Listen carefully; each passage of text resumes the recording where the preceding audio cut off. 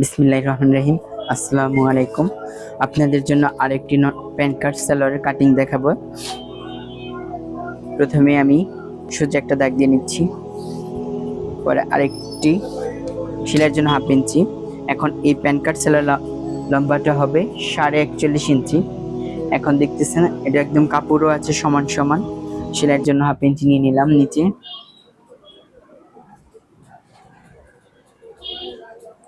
যেহেতু সালোয়ার লম্বাটাও যত ইঞ্চি, ঠিক কাপড়ও আছে সেম ততটুকুই।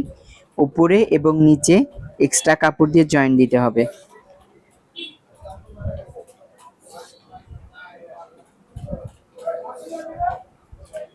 এরপর সাইডে সেলাইয়ের জন্য 1/2 ইঞ্চি।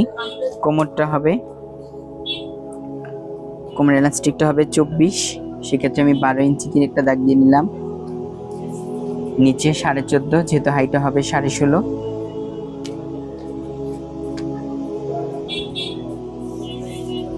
এখানেও সাইডে 1/2 ইঞ্চি পরিমাণ একটা মেজারমেন্ট করে নেবেন সেলাই অ্যালাউন্সের জন্য। রানের লুজটা হবে 16.5 ইঞ্চি। তো এখানেও একটা দাগ দিয়ে নিলাম। এবার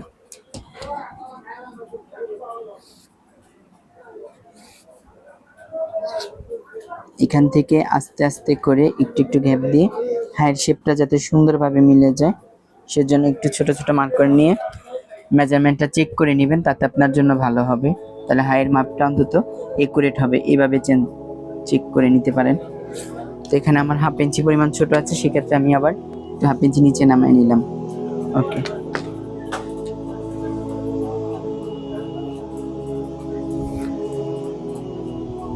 আপনারা দেখতে পেলেন আমি কিভাবে সাইডের শেপটা টানলাম। এবার পায়ের মাপটা, পায়ের কাছে হবে 12.5 ইঞ্চি, অর্থাৎ 6 ইঞ্চি 2 সুতাতে একটা দাগ দিলাম। এই নিচে পায়ের সেলাইয়ের দাগের সাথে হাইয়ের এই শেপটা এভাবে মিলিয়ে নেবেন। আপনারা দেখলেন মার্ক করা শেষ। মার্ক শেষে যেটা করতে হবে, এখন আমি কাটিং করব।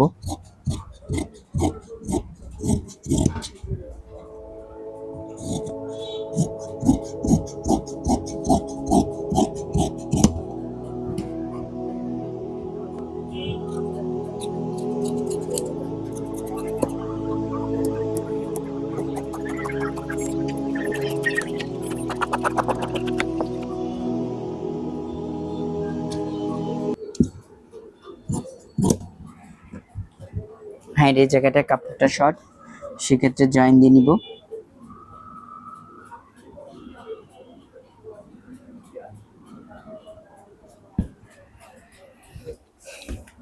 ঠিক জয়েন্টের যেভাবে শেপটা মিলে নিলাম, শেপটা এইভাবে। আর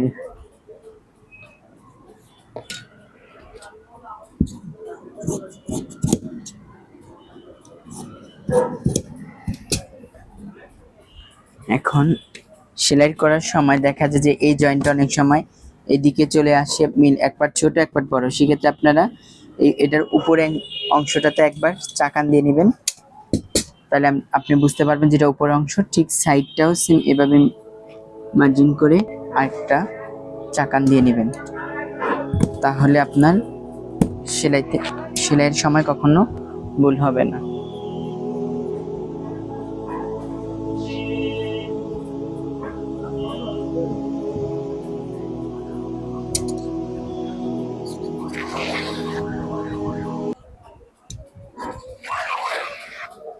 আলহামদুলিল্লাহ, প্যান কার্ড সালোয়ারটি কাটিং সম্পূর্ণ শেষ। জয়েনের কাপড়টা বুঝিয়ে দিলাম। আলহামদুলিল্লাহ।